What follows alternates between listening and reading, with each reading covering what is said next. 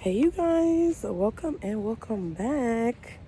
So, there's been a lot going on in my life lately where I've had to learn things that I've never learned before, but I've also had to relearn things that I already knew but had to be reminded of, right? So, one of the things that I really feel like has been prevalent in my life as far as like what I've been learning is the fact that people's true colors rarely change. And I'm not trying to be a hater because I feel like a lot of times people can change and people can evolve because more than likely you've changed and you've evolved and you've made distinct adjustments in your life to like the type of person who you are and what you've become over time. And a lot of times it's for the better, but a lot of times, like, you'll realize with people that it's for the worse. And I think that one thing that really has helped me in the last few, like, months, because it's too hot to be out here playing with people. One of the things that has helped me a lot is to realize that once somebody shows you their true colors, believe what their true colors are. Like, the whole palette that they give you when it comes to, like, the way that they are and the things that they choose to do, believe them. Believe people the first time because it's very rare that people actually change. It's very rare that people actually evolve for the better. A lot of times people get stuck in cycles or they choose to be a certain way and it's very comfortable for them. So when they become uncomfortable in that position, they just try to make adjustments to like the current position that they're in without having to do too much because changing is hard. But once you see someone's true colors, once someone has betrayed you, once someone has showed you that you're kind of like an afterthought to them, or that they're going to be selfish towards you, or that you're not that important in that person's life, you have to believe them when they say it. Because no matter how much apologies or repentance that someone may try to like do towards you or show you, they rarely ever truly repent or change their actions. Now, this is going to be case by case, when it comes to you discerning whether or not a person in your life is this way or not. But if you have a person in your life that you've kind of expressed some type of disgruntled feelings towards, or you've expressed to them that you don't like the way they're treating you in a certain way, whether it's a romantic relationship or a platonic relationship or even a professional relationship, a lot of times when you express those things to people and they still decide that they want to do whatever they want to do or they want to treat you any type of way, you really got to shut that down. You got to shut it down immediately because it doesn't matter how much they apologize. A lot of times when people are comfortable the way that they are and whatever they've been doing has been working for them, why would they change that? Just because of little old you, right? Especially when it comes to like selfish people. That's what I learned a lot of times. Like people who are very self-centered, people who are very vain, people who are very egotistical and they like to like hear their own voice or toot their own horn. A lot of times they see you as a seat filler. They see you as someone who could possibly be like dispensable or disposable, I guess is the right word. And if they feel like they can dispose of you and they feel like they can, take you or leave you, but they still want you around because they benefit from your energy or they benefit from you being around, you will never be someone who they actually respect. You'll never be someone who they actually revere or see in a high light. They will always see you as a chess piece or a pawn or a tool that they can use for their benefit when they desire to use you for their benefit. So a lot of people, like if you saw my video where I chose to like live for myself and I was talking about how when I chose to do what I wanted to do, a lot of people got upset. It's not really so much that they were upset in my face outwardly. It's not so much that they were vocalizing their disdain for my choice, but a lot of times it's their actions. It's shown through their actions to where they may have tried to express understanding or made it seem like they got me and knew what I was saying, but really they were trying to maneuver or finagle a way where they could still treat me the same way that they've been treating me without me noticing it. And that's something that I want you guys to peep game on. Because if you have expressed to someone over and over again, whether it's a friend or a family member or someone who you're in a relationship with, if you've expressed to them over and over again, time and time again, that you've set certain boundaries and you want them to respect those boundaries and you would like for the relationship to evolve in a better way, but you keep feeling like their changes or their adjustments only last for a short period of time and then they revert back to whatever they were doing, that's the person that you need to see clearly. That's a person that you need to understand is not on your team. That's somebody who really doesn't care about you. They don't respect you. They don't have any type of admiration for who it is that you are. And more than likely, you may want to examine why they want to continue to have you around. You may want to examine why they want to keep you in their life. What are you benefiting their life with? What are you bringing to their life in a positive way that they aren't able to get from somewhere else or someone else? That's something that I really had to learn because I've had self-esteem issues. I still struggle sometimes with self-esteem and believing in myself and loving myself fully and understanding my worth as a person and what I bring, quote unquote, to the proverbial table that everybody likes to talk about. I'm trying to figure out where this table at and what it looks like and how much it is for it to be so popular. But I have struggled with that. It's something that's not very easy for me. Like, my weight fluctuates just like everyone else, especially as a woman. Like, when I hit 30, really it was like 32, which that's my age right now. But when I hit my 30s, my weight fluctuated. It started in at age 27. And I kind of like blew up and then I kind of slimmed down and then I blew up again. And it's, different self-esteem issues that I have, beauty standards and things like that are in the world. And even men have the same struggles. Like, men are not exempt from beauty standards or, expectations when it comes to how the public and how the world wants you to look or feel or present yourself. And that has been a struggle for me my whole life.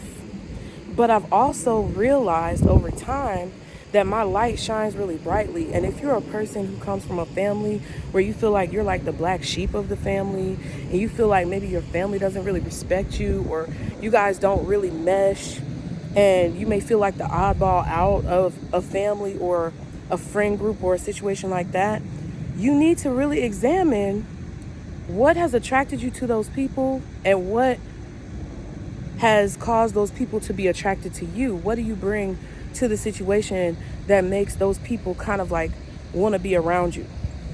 Okay. For me, I think a lot of times I did not realize, because we're going to keep walking. I did not realize a lot of the ways that I was benefiting these people in my life. Like, I didn't realize how much I was bringing to the situations that I was in with these people, like whether it be my energy, the way I speak, the way I look, or my gifts and my abilities. I didn't really fully understand how much value that held in the rooms and the spaces that I was in. And when I started to understand certain things about myself more, and I started to see more of like what I'm good at and the ways that I'm able to kind of like command a room or the ways that I show up in a positive way, I started to take notes. And I started to realize that not everybody who was around me for the right reasons. Not everyone who wanted to be in my aura had something of value that they were bringing to the situation. Was it more so a question of what I was bringing, or was it an equal playing field? And I found a lot of times that, especially when I started to make decisions for myself and like try to be the best version of myself that I could be and evolve in a way that I felt was crucial to my happiness and the goals that I have for myself, it started to become very apparent why certain people were in my life and why certain people chose to be around me.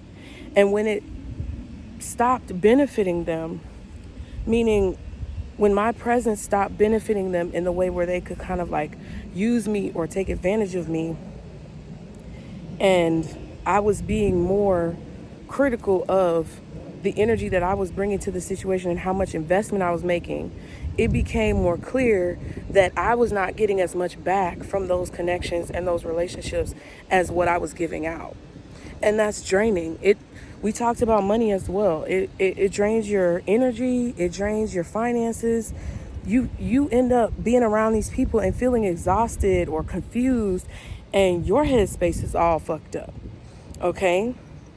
So as a person who more than likely has come to this space where we have conversations about things like this, I challenge a lot of you guys to really look at the connections you have and why you're connected to the people that you're connected to. What are they bringing to your life and what are you bringing to their life? Because I don't care what anybody says. Whatever relationship that you have, you're gaining something and the other person is gaining something. That's just kind of like what relationships are and like how they work. And I just feel like it's unrealistic to say that a relationship is truly unconditional. I know that there's some situations where love is unconditional. Usually between a parent and a child, love should be unconditional, where the child really doesn't have to do anything for the parent to love them. That's how it should be. But when you get out of that spectrum and when you kind of get away from that range of thinking and you come in contact with people for professional reasons or you come in contact with people for social reasons, there's something that's going to be gained. There's something that's going to be given and there's something that's going to be gained, because giving and receiving is a balancing scale. It's something that happens. It's like you can't have the sun without the moon. You can't have day without night. So when you have a relationship, there's going to be some type of giving and receiving on both ends. But it becomes a problem when you start to receive less than what you give, or when there's no equal reciprocity. And I feel like a lot of you guys may have situations where this is happening in your life. And a lot of people who you guys probably are dealing with at this time, where you may feel like there's no equal reciprocity, are probably people who you've had in your life for a while that you knew there was no equal reciprocity. And even though you may feel like you've made a large investment, or you may feel that you have so much time in the game with this person, it could cause you, even though you feel that way, you still may not get a return on your investment. And it could cause you to be stuck in a cycle with these people where you're constantly trying to still put in a little bit more to see if you're going to, yield a return. Kind of like gambling. It's like when you go to the casino and you put money in, you want to win your money back, or you want to win more than what you put in. But that's how the casinos get you, because you're betting. It's like it's all up to chance. You're taking a risk. And I just feel like at the time that we're in right now, because of everything that's going on and the way the world is kind of changing and evolving, you can't take those kind of risks, especially with your energy and with your person, like with you, with your soul. And if you keep putting your energy into that slot machine of the relationship, thinking, just a little bit more, and I'm going to get something back, you're going to set yourself up to fail. And a lot of times people who know that they're taking from you, people who know that they aren't really in your life with good intentions, people who know that they aren't really going to put in as much effort as you put in, and they know that they're getting something beneficial from you that they really can't give you back, they will fake. They will give you the whole fake out. And a lot of the things that they say will be capped, because they know that's the only way to keep you around.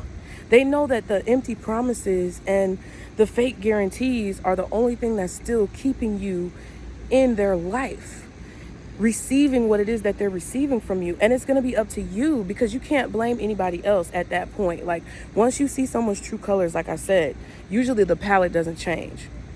And it's going to be up to you to finally decide to get up from the gambling table, okay? Because if you don't, you're going to crap out. I don't know what the terms are for gambling, because I don't really gamble like that, but you're basically going to like crash out.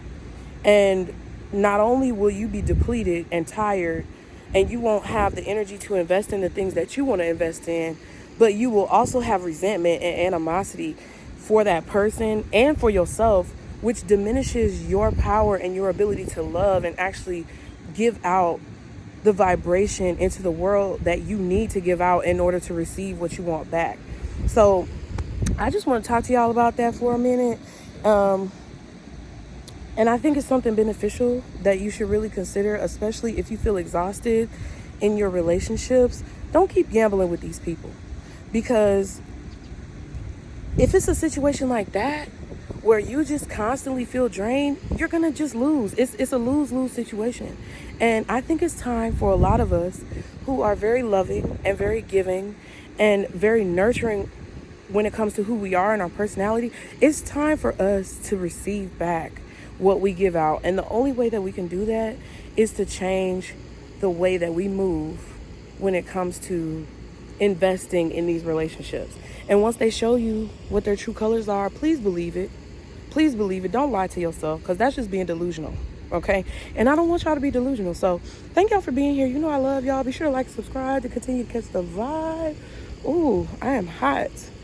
And it is sweaty. But I will see y'all next time, boos. Bye.